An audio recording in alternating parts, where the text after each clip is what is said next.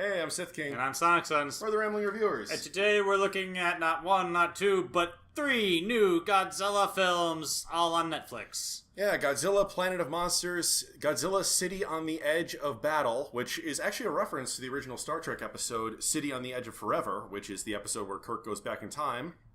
Even though they don't go back in time in this time.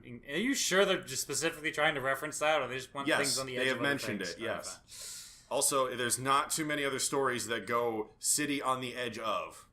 I mean, you could coincidentally bump into that. Okay, you could, but given... whatever, never mind. And last is Godzilla the Planet Eater. Which is where Galactus shows up. It's a really great crossover. No, Unicron. Unicron's better. Unicron is better than Galactus, you're right. Yeah, even though Unicron's basically a ripoff of Galactus. You know what? It doesn't matter. Okay, so this is a trilogy of movies, so we're going to just motor on through here. I guess what you could really say about these films is that they are anime stories about Godzilla. But what you're actually saying is that it's the animated adventures of dumbasses in space. No, I know what you're going to do. You're going to do that. Well, that's not true.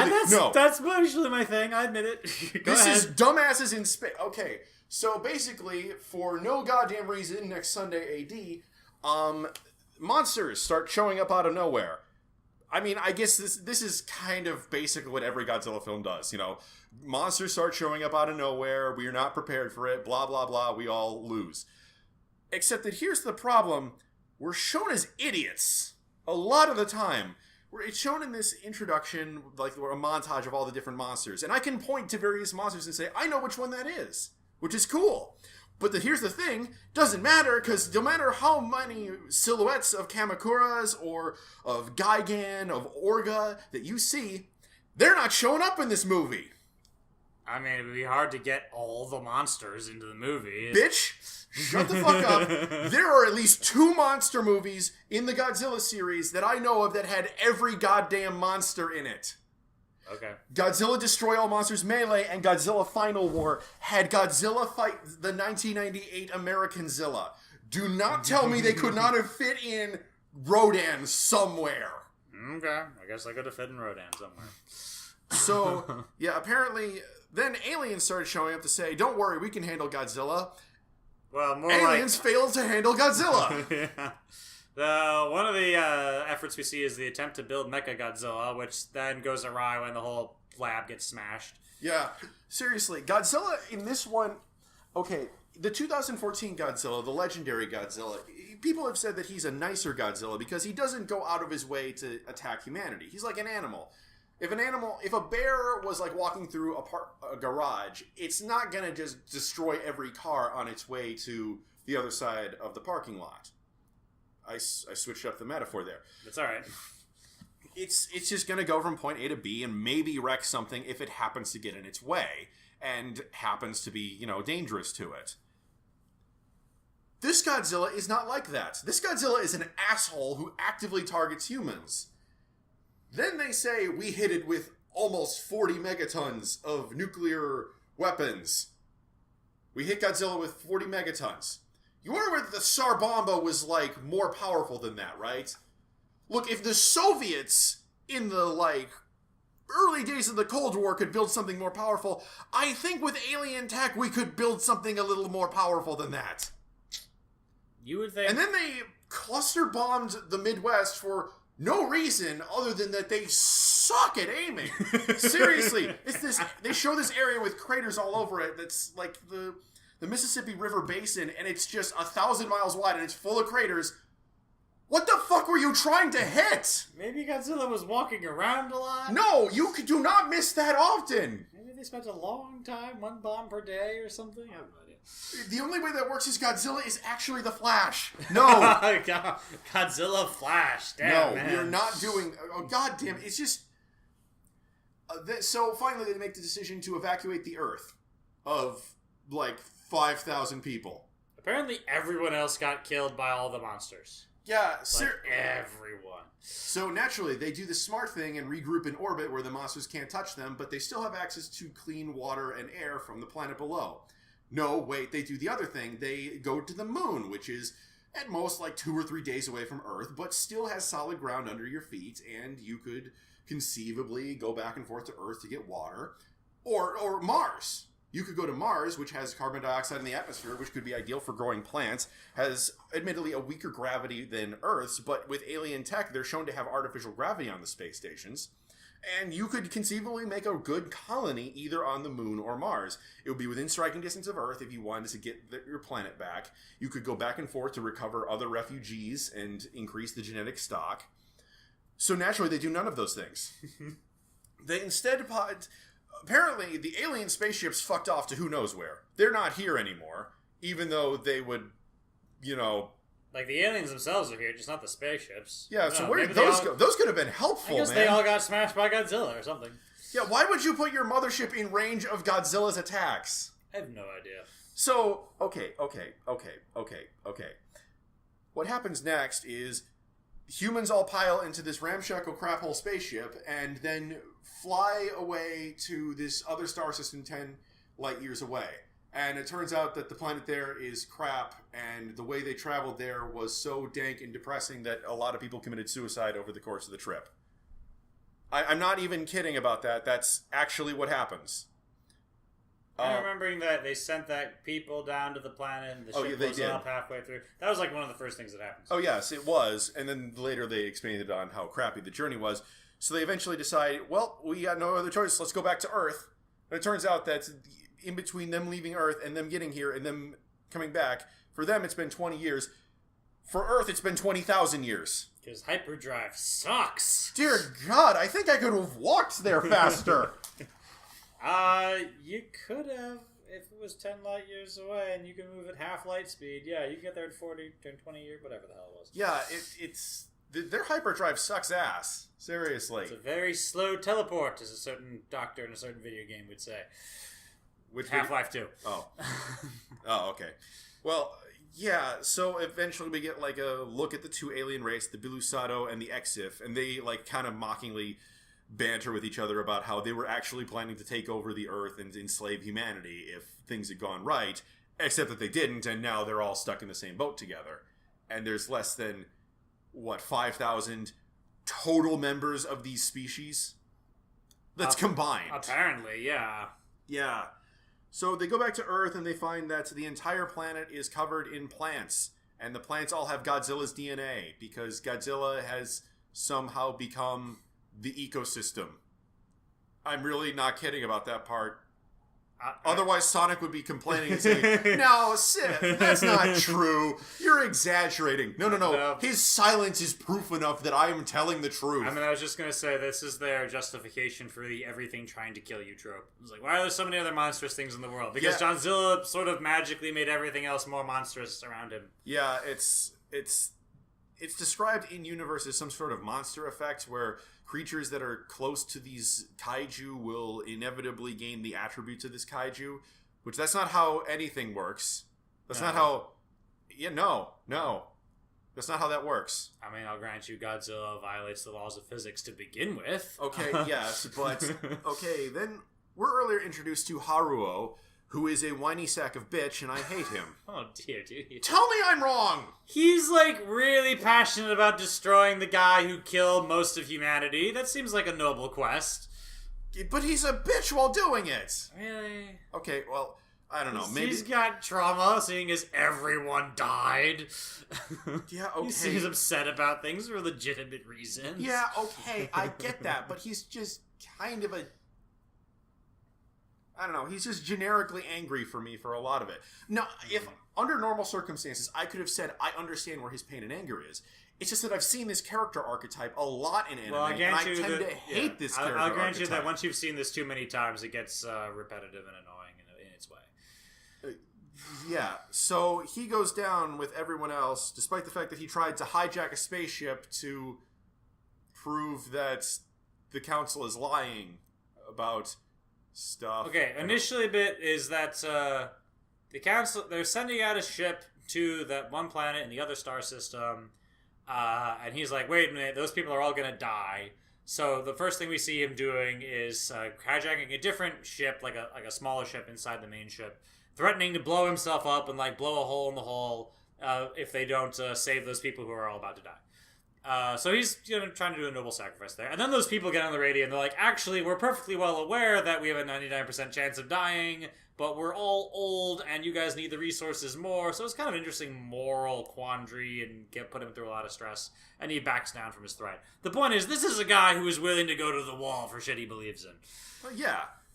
And so they send out an expeditionary force to find Godzilla because Haruo has done the math, and it turns out that Godzilla has a weakness. They can kill him because Godzilla has a force field. I'm not kidding. Godzilla has a force field. You had to explain how the hell he survived nukes all that time. I mean, I kind of assumed he was just that tough. Yeah, it's not too hard to imagine he's got a force field built in. And they've said that Superman apparently has a force field on some canon, Yeah, but honestly... It's just an old way to explain all ridiculous toughness. Well, anyway, so they send down a bunch of soldiers and shit with all the tanks and stuff that... I'd like to remind you, it's been 20 years. They probably haven't been focusing on R&D. This is the same stuff that didn't kill him the first time. I mean, they've got a better strategy now. They want to they got to figure out which part of his body generates the force field, then hit that with an EMP. I did like the military tactics thing going on there. Okay, so they go down and everything's trying to kill them because there's no other way that everything on a planet full of kaiju could have tried to kill you except to say that everything is now Godzilla. Seriously, you have other kaiju! God damn it, people. I'm sorry. All the other kaiju appear to be dead. Yeah, I think Godzilla killed him off. Eventually they find Godzilla. Now, knowing that Godzilla moves at a sedate pace of what looks like about 4 miles an hour, and that he probably can't swim very fast, and that he isn't omnipotent, my idea of a strategy would be to land on the opposite side of the planet and then live there forever.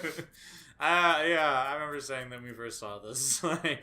Maybe go anywhere but where Godzilla is. Seriously, how did Godzilla wipe out everyone when, seriously. I mean, this just assumes that everyone just stayed in place. Ugh.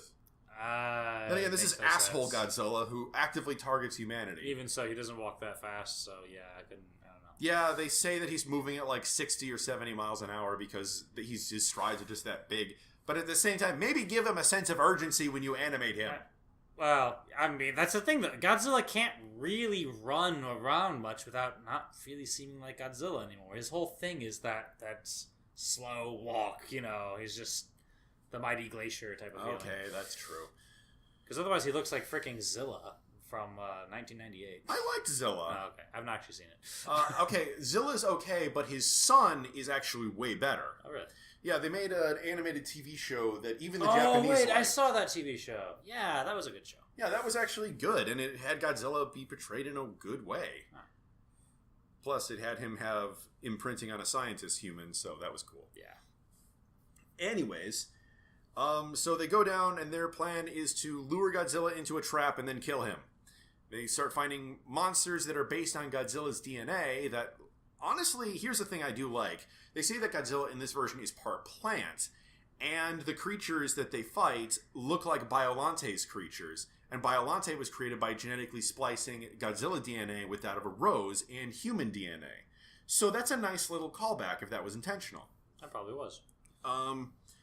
So they fight, and they fight the monsters, and they discover that, it's been 20,000 years since we were last here, and they start complaining and fighting amongst each other because things are super different now, and we've taken casualties, and like, dude, you came down here to fight Godzilla. What did you expect to happen? But, there's different ways of going about it and shit, and... When you're going down, you already know we're probably going to lose, and then things get worse. You're like, maybe we should just evacuate. I did like some of the internal politics there. Oh, I did like that, too. It's just that Haruo was just like, no, there's no other choice. We have to kill Godzilla. And he's just so obsessed with that when, other people are suggesting things that wouldn't result in instant death. You're right. But Haruo, I think, would be okay with the Futurama plan of fire robots into Godzilla's mouth so that they clog up his airways. Okay. That would work. Yeah. So they fight him and they fight him and they fight him until they fight and they fight and they fight and they keep fighting. And admittedly, an impressive military style battle where they use flying scooters and the transport ships and mecha tanks and artillery to pin Godzilla in one place. And they kill him. I know. Yeah. Honestly, the military killing an actual Godzilla and not Zilla, that's only happened like... Honestly, I think it's only happened like twice or 3 times. Original Zilla was killed with the oxygen destroyer. And that wasn't even really the military as much as it was one guy with his one special thing. Who was helped, but like still, it was a human killing a Godzilla. Yeah.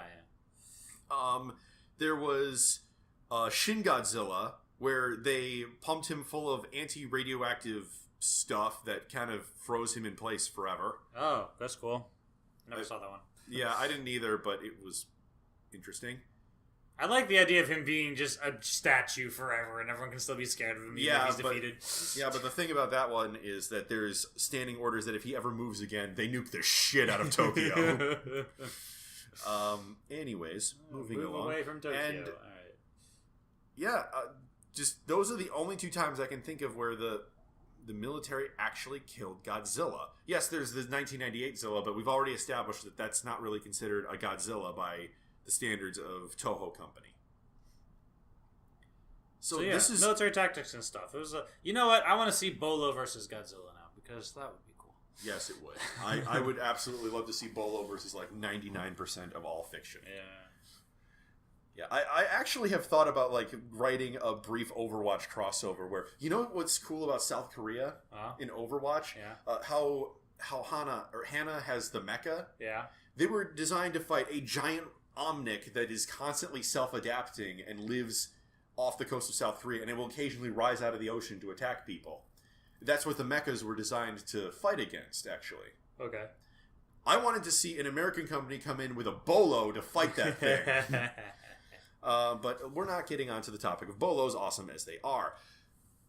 See, the thing that I don't like about these films is that they're really kind of full of despair. I mean, that's an appropriate tone for a Godzilla movie. Okay, but there's been hopeful Godzilla films. Godzilla 2014 had Let Them Fight, implying it was awesome that this was Earth's defender going to fight against the Mutos. That's true. Yeah. There was Godzilla Final Wars, where humans fought alongside Godzilla to defeat the Zillions. Oh, jeez, that sounds hard to do. Well, I mean, like zillions of Godzillas? No. Zillions, Xillians. Oh, okay. They're a race of aliens. All right. But yeah, we're fighting alongside it. That's true. You could do it more hopeful. Yeah. But I'm willing to appreciate the darker tone of something that's based around a giant monster that kills people. Makes sense. See, here's the thing. It's just so constant that it just feels depressing and dark. And I get that that's kind of the point of having a depressing story, but I don't like depressing stories. No, I understand that. And maybe don't yank the hope out from right when you've done something amazing. The hope spot trope, yeah. Because, see, the Godzilla they killed was not the Godzilla they fought thousands of years ago. That was Godzilla's son that they just killed. The real one is like 1 kilometer tall and is way more powerful and is called Godzilla Earth.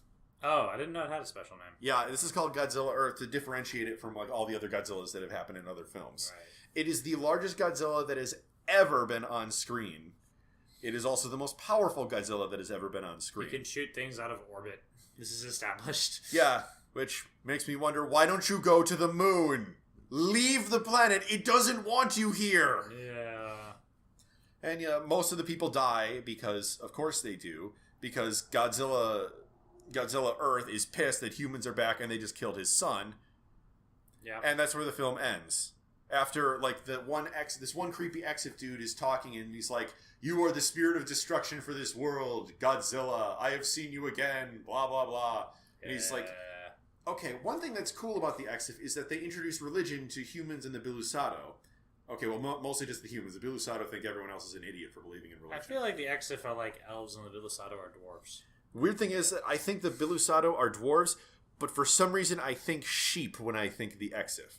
Not like sheep. I don't know. I look at them, I think, you look like a sheep. Interesting. There was a white theme in their hair. Yeah, but anyways, and that's... Religion is what helped keep humanity united over the long journey and has helped keep them from succumbing to despair.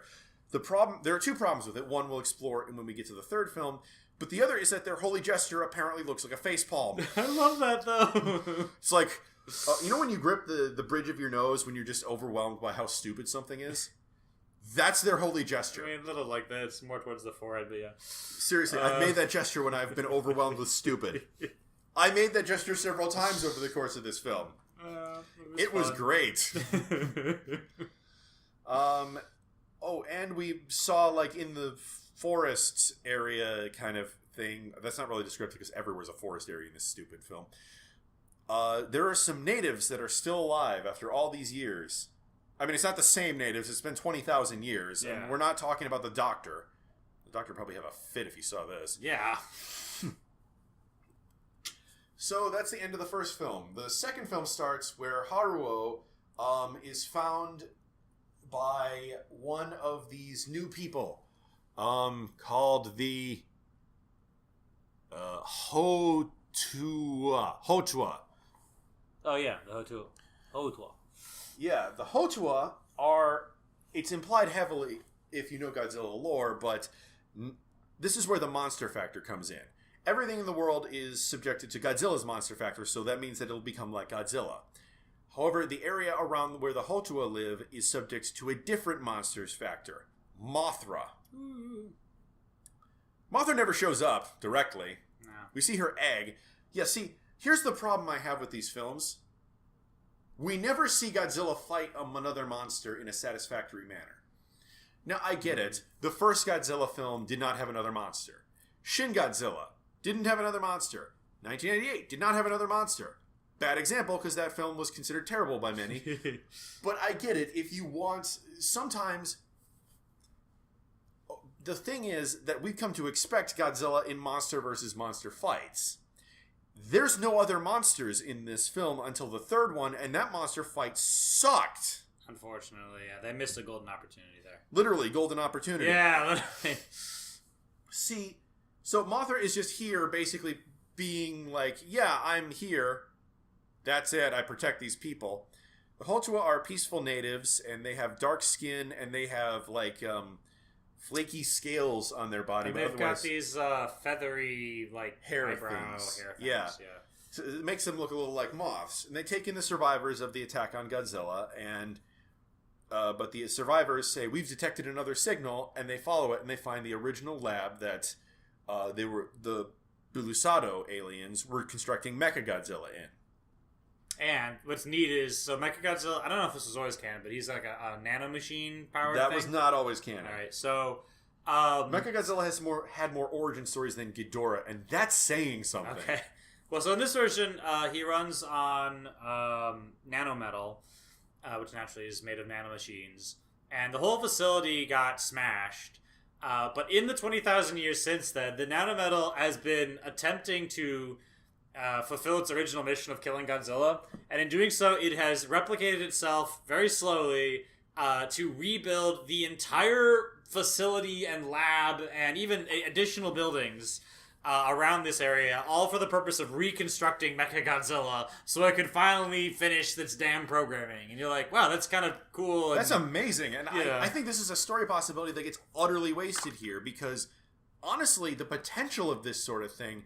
I've seen tons of stories where this very technology is used to further exploration and development and the survival of humanity in many ways. Planetary Annihilation has this sort of technology used by the commanders to build up entire armies in seconds. It's amazing.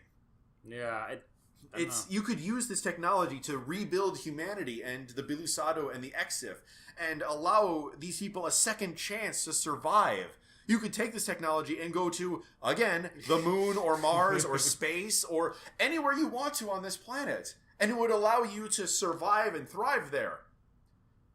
Naturally, their plan is to lure Godzilla to this one place where we can control it and then fight him here. Instead of anywhere else but the one thing that could save our species. Yeah. The Bulusado then start building stuff. And I'm thinking, okay, this is going to be cool. They're going to build thousands of drones to attack Godzilla in various ways and hit him again and again and again and again and weaken him like that. What they instead do is modify 3 of the mechs that they have, and that's it. And then they have like stationary cannons. They have this whole place where they trap Godzilla in this one area that then they filled up with nano metal and then they hardened it around his legs. Like there was a fairly complex plan there that I enjoyed. It was complex, but it didn't really take advantage of all the things that this stuff seems capable of doing. It was capable of instantly disintegrating Godzilla-based organic matter at a touch. It was capable of building anything you could conceivably want. Why are you attacking Godzilla with this stuff? Why are you attacking him immediately? If you want to attack him, and attack him here, take a few years. Build up the population of humanity. Use this to build like new tanks, new armaments, new weapons, new spaceships so that you can go out, new buildings. Now, I may be misremembering some of this, but I don't think this nanometal works as fast as typical nanometal. We saw it work pretty fast when it sort of absorbs a person into its matrix, but we didn't see it like just build 1,000 tanks or something at an instant type of thing. It wasn't a gray goo that took over the planet. It was over 20,000 years. It made one city's worth of material. Right. So it was a little inaccurate. It was capable of building those guns, stationary guns. Right. So it was a little unclear just how fast this thing could work and what resources it needed. Also, one thing that I didn't really get is that it seemed like the good characters were afraid of the place. Which, okay, I can understand being afraid of nanomachines. But the way they implied it was that this thing was eventually going to take over the planet, and it had to be eventually destroyed for the good of everyone. Yeah, that was a little unclear. But here's the thing, we never saw any indication of that. It was slowly expanding, yes. It was slowly gathering resources, yes. It also seemed to be perfectly under the control of the Bilusado, and it looked like it wasn't going to be doing anything outside of its programming. Yeah, they could have established that a lot better. This idea that it was only going to be in our control for so long or something like that. Yeah, I mean... Okay, this gets worse in the next film, but eventually... But here's where I'm thinking. You're saying that it might not have been instantly building 1,000 tanks. That's why I said wait a few years. Yeah. Yeah, just build up from there, and not just, we have this one advantage over Godzilla. Let's wait a little bit, fix the spaceship maybe, get a better warp drive, send out probes to different parts of the galaxy. Well, the other thing non-sucky hyperdrive. I was going to bring up is there was some issues I recall that the thing had managed to cloak itself from being detected by Godzilla for all these years. Yeah. And I recall that cloak was fading. Was that happening already, or did they sort of trigger that by using it for other purposes? They triggered it deliberately to lure Godzilla in. Because if it was like, I mean, this would be absurdly coincidental timing, but like, oh wait, the cloaking device is about to give out because they ran out of unobtainium, The Bilusado, however, aren't just using this for the good of everyone. They wanted to use it solely for the Bilusado, and the Bilusado believe that the best thing you can do is to feed yourself to the nanometal and become one with Mechagodzilla City. Yep. They get assimilated Borg style. Which sucks, because I liked some of the characters of the Bilusado that were getting assimilated. But then they were like, we're perfectly rational. Wait, let's stick our hands into the assimilation goo! I'm like, really? Is this the necessary thing to get totally assimilated? Why not like a mind-machine interface before you go full whole hog? I mean, and is this like an urgent thing that you have to get assimilated right away? Can't you This is a world where people are incapable of waiting for 5 goddamn minutes to explore other options. Well, it would be quite a left turn if the story was like, and then 20 years later, we've built Oh, come on, they waited 20,000 years. Yeah, but still.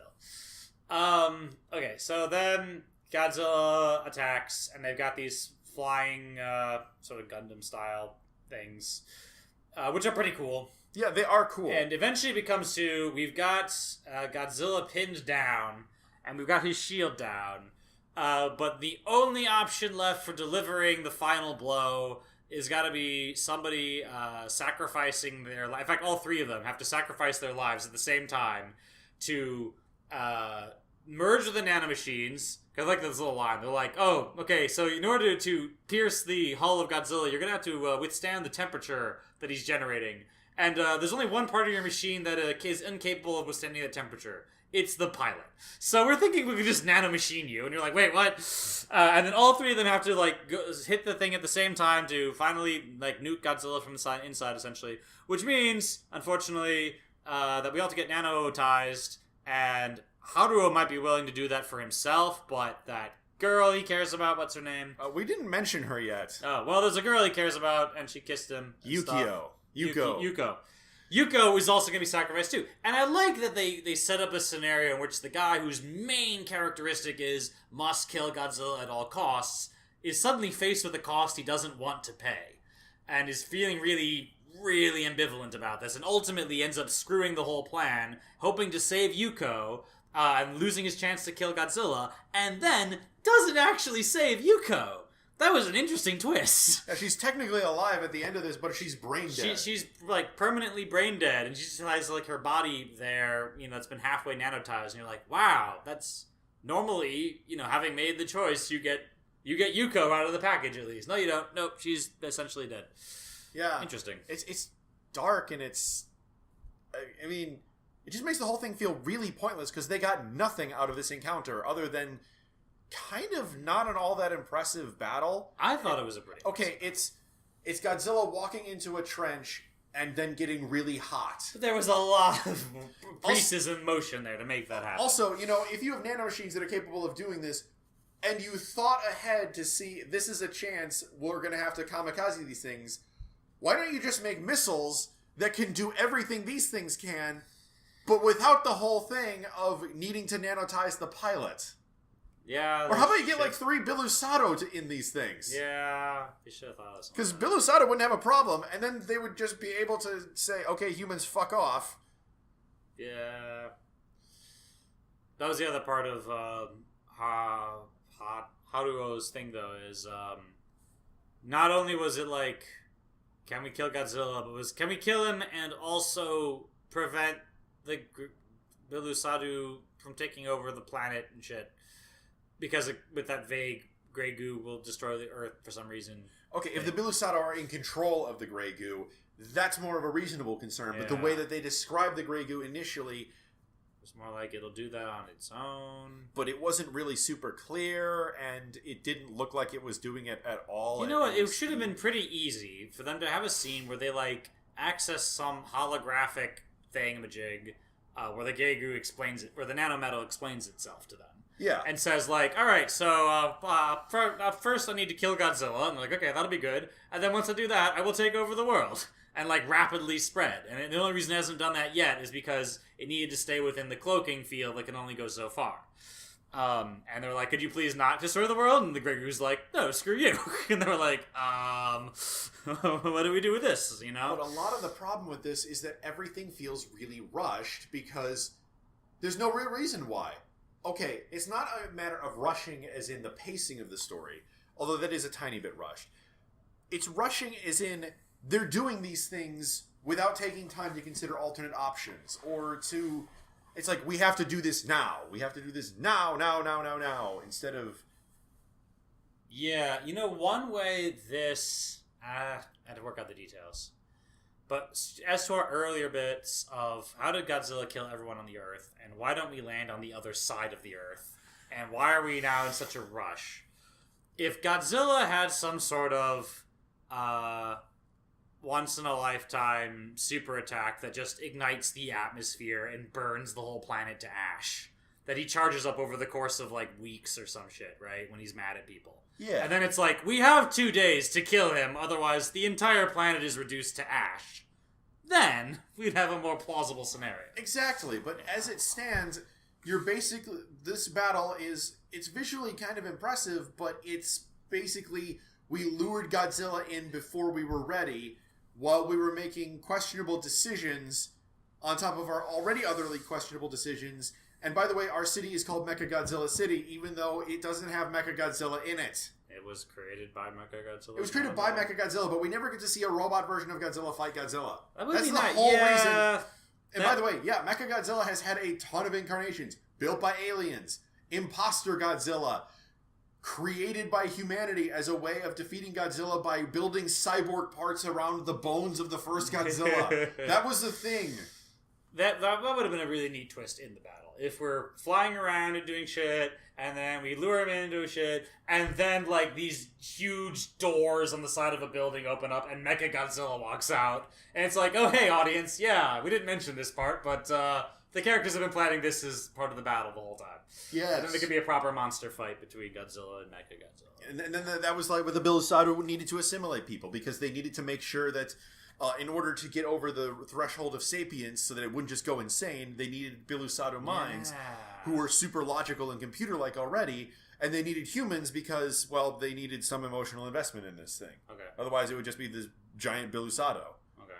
Yeah. See, that would be a cool thing, but it wasn't. It was... I mean, I still say it was cool. It just could have been cool. It was cool. It's like watching...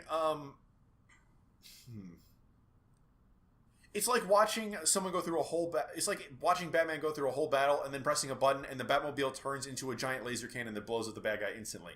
It's cool, but it leaves you with a lot of questions. Well, certainly there are questions in this movie. Okay. Or trilogy, I should say.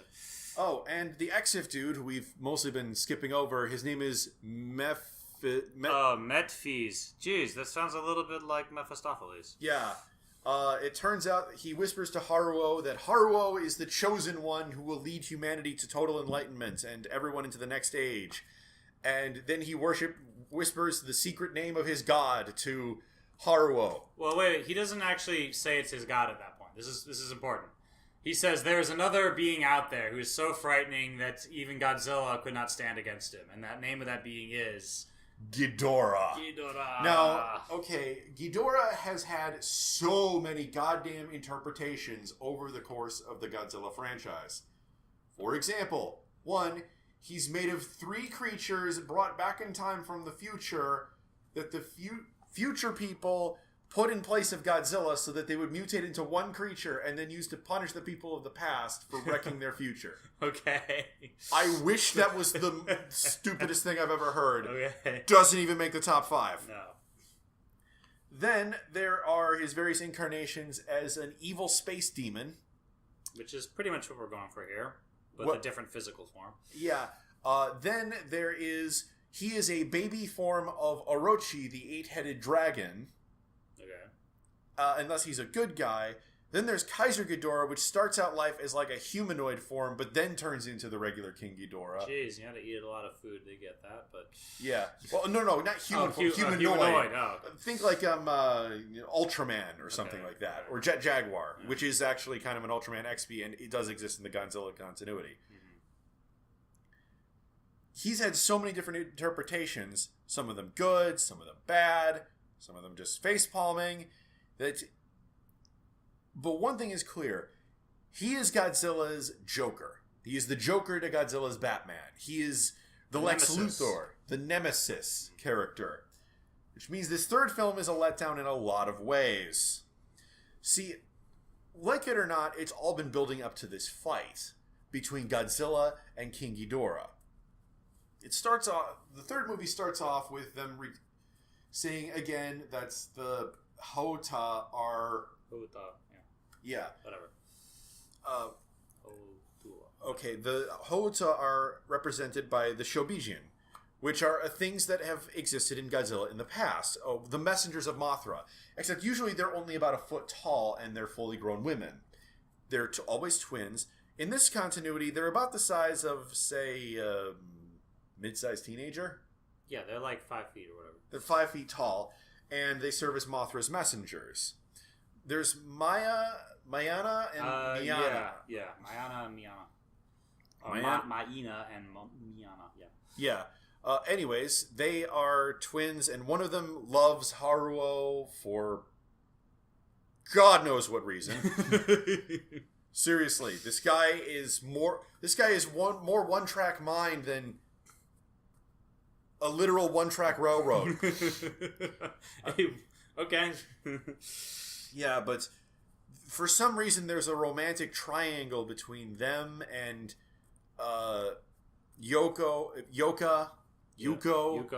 And once Yuko is out of the picture, one of the twins tries to seduce Haruo, but it turns out it's the wrong twin because the other twin saved his life, and she's the one who's in love with Haruo, and they have sex off screen, and they stuff happens, and you know, there was a moment where I was impressed with this scene because the girl is clearly approaching the guy and wanting to have sex, and then the way it was edited, I thought he honestly just turned her down and was like, well, this is going a little too fast. I'm like, oh, I've never seen that happen in fiction before.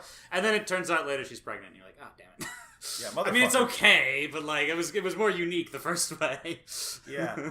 But in the meantime, Mephites and his other Exif counterparts on the ship have been going around and spreading this religion, saying, if you all believe really, really hard, well, okay, Haruo is the messenger of darkness to this planet, and through Haruo, we will summon Ghidorah, another monster who will kill Godzilla. And he has everyone believing this for no reason. They were making it pretty vague, especially in the beginning. He was talking vague religion stuff and hope and whatever. I actually liked how they did this real slow broil with this. You slowly started pieces together, and like his shrine has got 3 planks on it, and you're like, oh wait, that's 3. That's like if you know your fandom stuff. Yeah. But then eventually, yeah, he has everyone say this prayer essentially. And what happens to the people who say the prayer is, well, there's a pot, and the pot is full of evil stuff, I guess. These shadows that look like Ghidorah heads spew out of the pots, except they're all shadows on the ground, and wherever they intersect with someone's shadow, a chunk of that person gets taken out. It feels like a Doctor Who villain, honestly. Yeah. Very much like the library. Yeah. Those people. Except Vashta Narada. Yeah. Except that people see this going on around them, that people being literally eaten alive by their own shadows, and no one runs. I mean, they had their eyes closed, at least at the beginning. The one guy who had his eyes open and was watching the whole that's time true, yeah. didn't go, hey, the shadows are eating people, run for your lives. Wow. Or shoot Mephites, Bill? Metfees, yeah. Bill Cipher? No. I'm calling him Bill Cipher Okay. now. After the bad guy from Gravity Falls, which I've never seen, but Bill Cipher It's a is good show. creepy. Anyways. Bill then goes into... Then he kidnaps one of the twins. I honestly can't tell which one it is because I really can't. If we paid really close attention, I'm sure we could. But it's Yeah. we didn't even see this today. We saw it before, and then we couldn't record till later. So Yeah, so... And then Haruo goes to save one of the twins because they've started the summoning of Ghidorah, and Ghidorah comes out in space as a giant snake neck.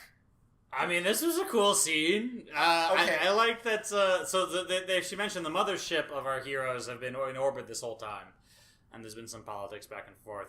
And then they're like, "What the hell is this thing? It's not showing up properly on the sensors. We can't tell anything." And then there's like, "We're getting temporal displacement in our sensors. Like things are in and out and not at the right times." And then I'm getting no life signs from the bridge. And then 3 seconds later, the thing, like, eats everyone on the bridge. And you're like, it's so creepy. So it's cool because it's making Ghidorah into this thing from another world. It's very eldritch at this point. Yeah. Hold still. You had this on your... Okay. Sorry. Not threatening. The random piece of fuzz. Anyway. Yeah, it was bothering me. Okay. Sorry. I don't know. I don't like the design of Ghidorah's head is something that I find questionable. I don't know. It looks more animalistic, whereas I prefer it to look more draconic because that you can have it focused on something, and that's more scary for me to have it able to focus on something rather than having a whole bunch of eyes pointing off in different directions. But then here's where we get into the crap part of the film, or where the franchise kind of just falls down because Bill decides to lure Haruo out and say, I need you, Haruo, for reasons.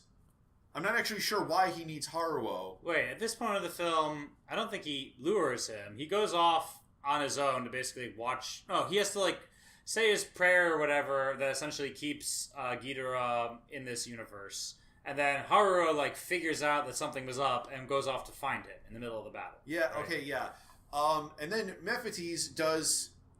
Oh my god, he tries to justify himself. He does this long speech about how everything is crap, entropy will take over everything, blah, blah, blah, blah, blah, blah, blah. So the only sane and rational thing to do is, instead of enjoying what time we have, It's to summon Ghidorah to eat everyone again and again and again, so that he constantly feeds on everything in the universe. I mean... Until there's nothing left. That's his speech. And then he goes off on why this is a good thing, because humanity was so terrible that we invented atomic bombs. Okay. And then humanity has continued to be terrible with no redeeming features, and he starts convincing Haruo of this. As long as there will be hatred, Ghidorah will come. Well, and every planet will always develop a technology that will summon a kaiju. Yeah. Oh my god, shut up. Now, I can see what they were trying to get at with some of this, because if you're going to make a movie that's all about despair, isn't it lovely to have the villain be a guy who has actually succumbed to despair? Right? And he's absolutely taken it. There's no way to fight off the bad guys. We have to join forces with them. We have to join forces with Ghidorah. And there's a bit of explanation there of, because these priests serve Ghidorah, I think Ghidorah doesn't kill them. He kills all other people. So this is a way of saving your own hide type of thing. No, I don't think that was what happened. I think they're sacrificing themselves because they believe Ghidorah is better than them. I thought that was a thing, though, because Ghidorah showed up on their Exif's homeworld planet and obviously didn't kill off all the Exifs, so I figured he didn't kill off the ones who were loyal to him. So that didn't make sense, so... But, and I like some of the language used in just pumping up Ghidorah as this huge threat. When he says, for instance, that, like, you know, it was like, the planet is the seed and produces a tree, which is civilization, and produces... the flower, which is Godzilla, which produces the fruit, or maybe Godzilla was the fruit, and then Ghidorah is the one who eats the fruit. And you're like, oh, that's a poetic way of saying this is a really badass dude, and you should be scared of him. Yeah. You know, great. Have Haruo face this dilemma of emotion, and he has to, once again, find the courage to fight against despair, and basically say... Fuck you, anti-spirals. You know, we're gonna live. You should mention that. Yeah, because the anti-spirals do very much do that thing, and then we end up saying screw you, and he does end up saying screw you, and he ends up fighting. Yeah, but Mothra has to come up and be like. And Mothra bids him. No, Mothra's spirit shows Haruo that despair is not the way, which should have been obvious from the fact that this guy summoned Ghidorah to eat everyone. Yeah. Which I mean, I'm not going to listen to you if you. Here's a thing that villains need to learn. I'm not going to be interested in talking with you when you've just tried to kill off my species. You know, that'd be a lot more persuasive if it was a scenario of, all right, if you, like I was saying with the save your own hide thing, if he says, look, if you help me, Haruo, I will save you and, like, all your top 20 buddies or something. And that's the best I can do. That's the best scenario. Fight to save your immediate friends. And then he has to go, no, I'm going to fight to save fucking everybody type of thing. You know what I'm saying? Yeah, but it wasn't. It was a 20-minute monologue of Bill Cipher talking about how all life is terrible and technology will eventually create a giant monster that will kill everyone. Which is not clear at all how the giant monster is related to technology. I mean, I know in the mythos, Godzilla somehow or other comes about because of nuclear testing, but... I mean, was that established in this version of the mythos? Also, there was like a dozen kaiju, so do they all get degenerated by nuclear testing? And besides, his philosophy is already flawed because there's already monsters that exist outside of the nuclear testing argument, like Mothra and Batra, the Guardians of the Earth, even though Batra was killed by Godzilla in this version. But Mothra still exists, and that proves that technology is not the source of kaiju. It's a source of some kaiju, don't get me wrong, but it's not the ultimate source of kaiju, and civilization is not the source of the technology that destroys kaiju. Yeah. It also seems to say that if you develop this technology, there's no choice, you're going to summon a monster to kill everyone. And that Ghidorah is the natural end state. He will come through eventually. But there's another problem with his theory. He's insane. We have no reason to believe anything he says because he's insane. It would be nice if we somehow had evidence from other civilizations and not just from this guy's word of it. Yeah, I mean, we get the Belusadu also created a giant monster and they ran away from that, but that was mentioned A, once. B, I kind of get the impression that the Belusadu made it to kill themselves because they're very stupid like that. The Exif just... The only reason that we take him seriously is because if he really looked like what his words suggested, he would be covered in feces and waving around a sign that said, "The end is nigh," because that is how insane this guy is. I mean, his philosophy does not make logical sense. Revolves around the evolution fallacy, that evolution has a set course. It's based around the fact that he wants to kill everybody, so we really should... Anything he says is automatically suspect since it's coming from a murderer. Basically, if a murderer came in and said, "I'm sorry, I have to eat your liver," it's the only way to prevent the destruction of the universe. That is the same level of argument that we're getting here. It's an emotional argument by a crazy person who is blowing up planets and is guilty of genocide of multiple species. We should not take him at his word. See, at least in Gurren Lagann, when the anti-spiral said, the overuse of spiral power will destroy the universe. That was a feature that was built into spiral power. Even Simon and the other high-end spiral users were able to confirm with their own connection to that ability. This is just some guy saying, so I have this crate full of wolves, and they're hungry, so I'm going to let them into this daycare. Something like that. Yeah. Yeah. There's no reason we should accept anything he says. Nah. There is no reason we should believe him. No reason that we are entertaining him, except that he's apparently psychic and can dominate Haruo, except when Mothra comes around. I mean, Haruo is in this dream state where he keeps falling through this green environment, and we started counting it. We're like, oh, we're back there again. Oh, number 3. Number 4. Like, how long does when we get up to go? 7, it's a problem. I think it was like 4. It was yeah. the ultimate. No, this might have worked. Theoretically. Yeah. Because we've talked about how much we love the anti-spiral, which love to talk about how spiral life forms are all, bad and they're going to lead to the destruction of the universe, even though it was more internally consistent. Except for one thing. During this scene, Godzilla is supposed to be fighting Ghidorah. And it is so unbelievably lame because what happened, this means, is that 3 black holes open up in the sky. And Ghidorah's heads come out of the holes. Not the whole of Ghidorah, just the heads. Like super long necks. They grab onto Godzilla.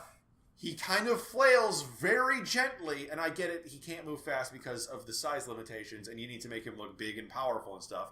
But he's just kind of gently batting at where the Ghidorah heads are, and he's passing through them, because Ghidorah's not in this world, except that he is.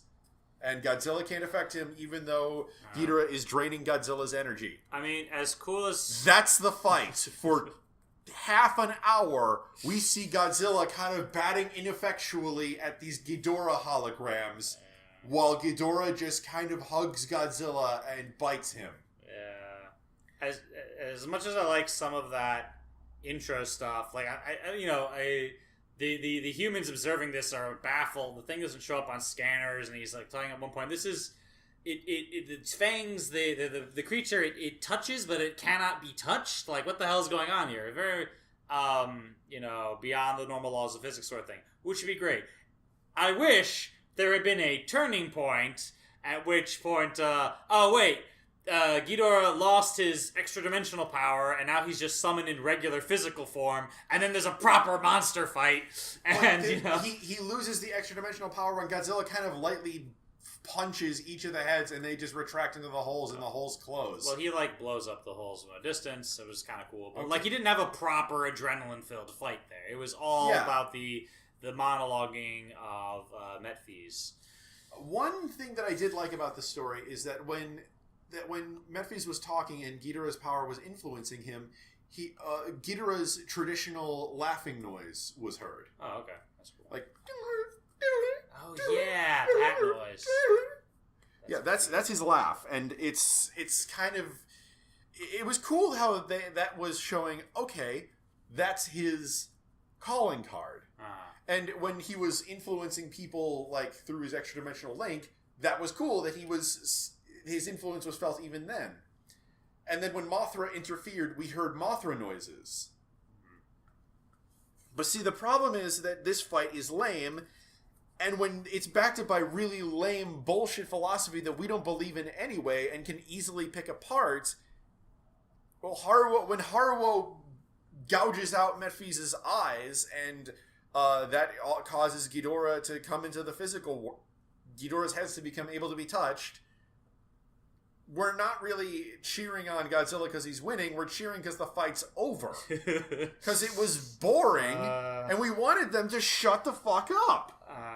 Yeah, I'm. Oh, and let's not forget that occasionally the Hota and the humans are staring and watching this happen. So we're watching people watch a lame ass fight. It is lame and annoying. Okay.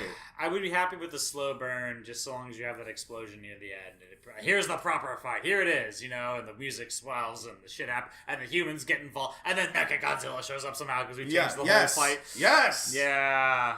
Yeah. No, that would be cool. Mechagodzilla gets to show up at the end because they've been building him. Okay, here's what we do. The plan A of Mechagodzilla City was to build Mechagodzilla. And then the cloak fails due to, I don't know, goddamn lightning storm or something. And Godzilla, notices them from 50 miles off and starts walking towards them. So they go, oh shit, plan B. How about the thing with the 3 Gundams and all the other shit we can come up with in 20 minutes, right? And then all that happens. And then, that doesn't work. But then Mechagodzilla is still being constructed off screen by nanobots that are still doing the job we programmed him to do. And he gets to show up in the final fight. Exactly. And then also Ghidorah. So now it's a 3-way fight. That'd be great. Yeah. But what happens next is really frustrating because, okay, so Godzilla just kind of walks away after closing the portals, and all the remaining humans are integrated into the Hota society, where they give up all of their technology and guns willingly, throwing them down into the dirt because technology is the reason why we wound up where we are today. Except it isn't. It's because of the giant monsters, you fucking idiots. Yeah. And we have to get rid of our technology because that will summon Ghidorah, except know that it won't. Yeah, no. You want to do a naturalist message. I mean, in theory, that can be great, but you got to justify it better than this. You have to justify it way better than this, especially if you're like me and you hate naturalist messages. I can understand. We need nature. That's fine. We need nature to the point of giving up all our technology. That's much more step extreme. Back. Yeah, no. Some step back from the tech is okay. Completely getting rid of all the things that you could have used to cure diseases and medical problems, and so you aren't shitting in the woods. Battlestar Galactica had this problem too. Spoilers. Yeah, but the whole finale was just a mess to begin with. But so eventually Haruo finds out that one of the cool flying Gundam things has been reactivated because they used the nanobots inside of Yuko. So Haruo starts hearing Ghidorah's voice again, and Bahamut or Bill or whatever the fuck his name is says inside of his mind, as long as you have hatred, Ghidorah will come. And it's implied that if they rebuild using the Bilusado Mechagodzilla technology and, become an actual civilization again, then all of this will happen again. Except it won't, because that is not how this works. You are idiots. So what he does is he grabs Yuko's body and gets in the... Which is the only other source of nanometal besides the Gundam itself. Takes the Gundam thing and attacks Godzilla one last time, so Godzilla will destroy the nanometal. And, okay, so congratulations, you took the only thing that could possibly kill all of the monsters, because you got rid of the guns. And we see Miana, or whichever one farted out the baby, farted out Haruo's baby, celebrating... It's called giving birth. No, I do not respect these people enough to call it giving birth. Because she gave a speech that said, do you know what hate is? We don't know what that word is. We know what dislike is. To which I would like to say, go eat your own shit. I hate it when naturalist messages get so preachy that they say we don't know what hate is, when people who live close to nature are just as capable of horrible, horrible violence and genocide as people with advanced technology. Do you think that the Native Americans developed the tomahawk because they wanted, a nice way to chop up nuts? Do you think they developed the spear because, we need something to get fish? Do you think they developed bows and arrows specifically for hunting buffalo? No! Those are weapons! They can be used to kill people! And they did! People are perfectly capable of feeling hatred even if they have no technology. Yeah, that's true. So I don't buy this whole thing of Haruo feels so much hate that it will infect everyone else and the remainder of society. People will feel hate. That is how humans work. It is a natural emotion, and as long as you don't go overboard, it's okay to feel hatred. And he feels hatred towards Godzilla, which is, like, totally justified considering all the shit Godzilla's been up to. So, in the end, we see the stupid inbred Hicks living in a cave and making a fire to cast aside your hatred. And you know what? Wishes. You know what really pisses me off? What? The ending, the optimistic ending of your story should not be worse off than the bad beginning of Gurren Lagann, where a bunch of people are farting around in a hole in the ground, praying that the monsters on the surface don't eat you. Yeah, it's also unclear. I mean, okay, obviously the Hotoa did survive all these millennia. How exactly, when Godzilla kills everyone else, did he just not... He just doesn't kill primitive peoples? Is that the idea? I don't know. They tried to make Godzilla into this metaphor of violence and hatred itself, which, to be fair, the original Godzilla is a metaphor for the development of nuclear weapons. And the effect it had on the Japanese people. And there's this whole ethical thing where the guy who invented the oxygen destroyer doesn't want to give it to the government because he's afraid his own government will use it for terrible ends because he's just seen World War II and how humans can be dicks to each other. So therefore he sacrifices himself in order to kill Godzilla, but also to kill the weapon that killed him so that no one will have it, can use it in warfare. There's some interesting material to plumb there. Exactly. This one, it's just Godzilla is evil because Godzilla is nature, and nature is good, and humans fighting against nature is bad because eventually we'll create Godzilla and summon something worse. Yes. It's not, well... It doesn't really add up. I appreciate what they're trying to gesture at. I'm glad that whoever made this was attempting to make something a little deeper and not just like an action movie for its own sake, but you gotta make these themes add up for me. The problem is that otherwise, these movies were good. I would recommend seeing them. The problem is that it really drops... There's these themes running throughout that... Well, they're just not... They're ones that we are morally... I am at least morally opposed to in several ways. And it... Like, the animation is great. Yeah. The... okay, Godzilla looks a little weird at times, but you know what? It's a 3D anime thing. Okay, in general, it's just the voice acting is great. The music is good. I mean, as far as I remember. It was good. Yeah, it was fun. Everything, it has all the ingredients to make it theoretically look good. The problem is that these themes keep coming up again and again, and they're themes that we've seen before and didn't like in other sources. Which, okay, I can buy a theme that I don't like if it's presented well. Like, I don't even know anymore. I'm just... Yeah, no, I'm trying to rewrite the story to make it more sense. If, for instance, Godzilla had emerged because of a specific technology, and they had to abandon that one specific thing as inherently destructive or whatever the hell it was. Okay. Then, like, okay, that would be a little more understandable, and you could still have the rest of civilization. Or if, say, we appreciate the Hotua, but, like, they get to live over here, and we're building a new city over there, and there's, like, friendly relations, but it doesn't mean everyone has to give up all tech type of a feeling. Or you could uplift the Hota, at least partially, so that, you know, people would live with nature, but also have technology. Yeah, that could be something that both sides have something to learn from the other. Exactly. More balanced type of a feeling. Whereas, in this case, it felt like, well, we have the ability to... You know, cure diseases, artificial limbs, we can travel the stars, go to other solar systems, but you've mastered the art of digging a toilet. You truly are the enlightened ones. Yeah. Look, when your ending scene is a bunch of assholes living in a hole in the ground on the off chance that Mothra will someday wake up and maybe fight Godzilla and maybe win... I'm not sympathetic. The other way to do it is if you're just launching a final attack that happens to involve a huge EMP burst and knocks out all your technology as a result of that. Not that you wanted to sacrifice it, but you had to because that's what the attack required. Then it's like, okay, we're temporarily back to primitive ways, but, we'll eventually rebuild shit when we get around to it. That would have been much better, because it would have meant that there was a reason to do this shit. Yeah, and seeing as Godzilla's got... I mean, they've hit him before with EMP lances. One could imagine a souped-up version of that just EMPs the whole planet. Or even that he has an EMP attack in this version of things.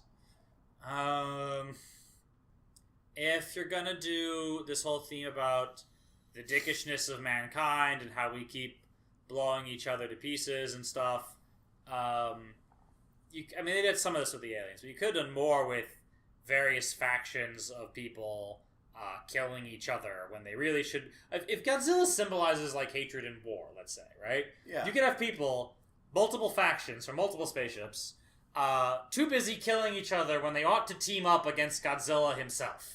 Which would be symbolic of teaming up against the concept of pointless war and making a more peaceful world. Yeah, see, like, what if they encountered another convoy? Like the Battlestar Pegasus meeting up with the Battlestar Galactica. Yeah. You could do so much more with this concept, except it seems wasted on, let's attack Godzilla pointlessly, because that'll get butts in seats. And then Godzilla is vengeance, Godzilla is invincible, Godzilla is Earth, you can't defeat him. Except... so much better. I want it to be so much better. You could have done a thing too if it's this weird combination of subtle and then really not subtle. Yeah, that's it.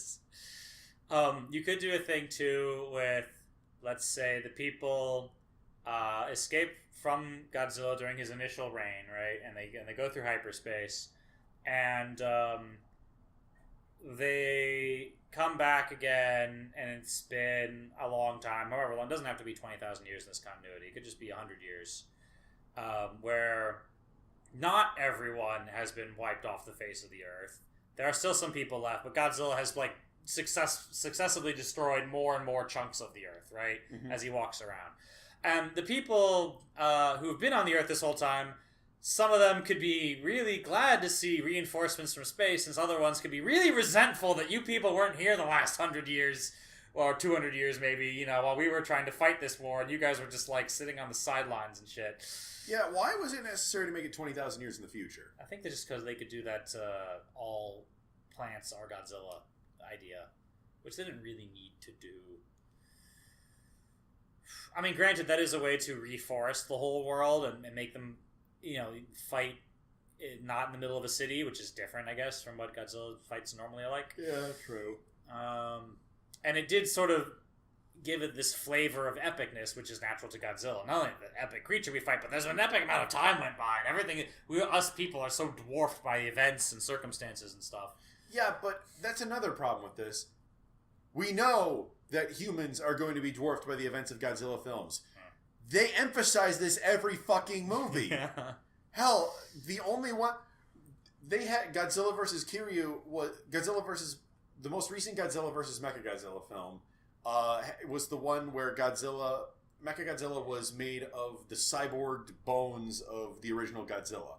Yeah. The sequel to that was basically the same story, except Mothra came and said, "Oh, you have to get rid of Mechagodzilla because you're disturbing its spirit." Oh? Yeah, don't worry, Mothra will protect you.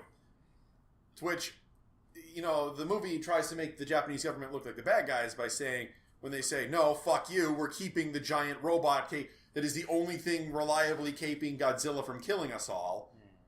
Except that I totally am on the side of the Japanese government.